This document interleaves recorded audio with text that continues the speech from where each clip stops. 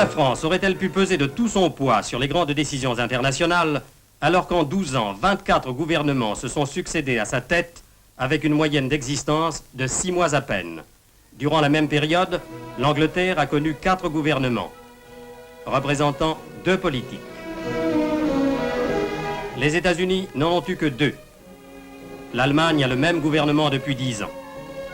En France, l'instabilité est née d'une constitution qu'une opinion trop divisée n'a jamais réussi à amender, malgré 99 propositions de révision en 12 ans. Opinion de Georges Bidault, le 10 juin 1955. La nécessité d'une révision n'est plus contestée.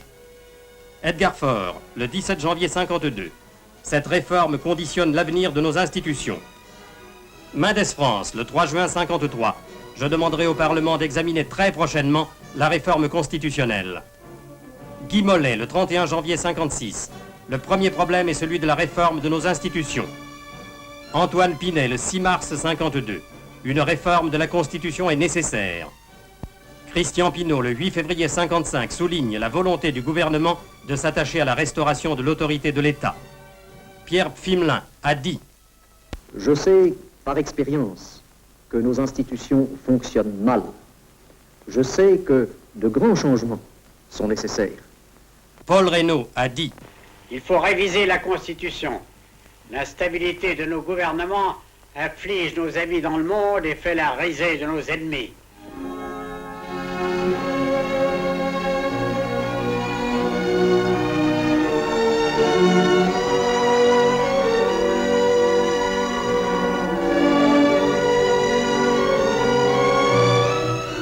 N'ayant pu réviser la Constitution, le Parlement a confié ce soin au gouvernement en le chargeant de soumettre au peuple le texte de la nouvelle Constitution par la voie du référendum. Cette procédure, utilisée par Robespierre pour la première fois en France, a été adoptée par de nombreux pays occidentaux, tels que la Belgique et l'Italie.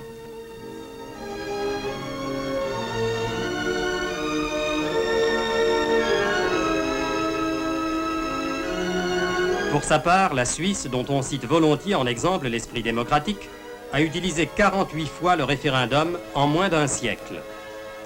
La France est aujourd'hui parvenue à l'un de ces rendez-vous que fixe périodiquement l'histoire dans la vie des nations qui refusent de mourir. À ce rendez-vous, ne soyez pas absents.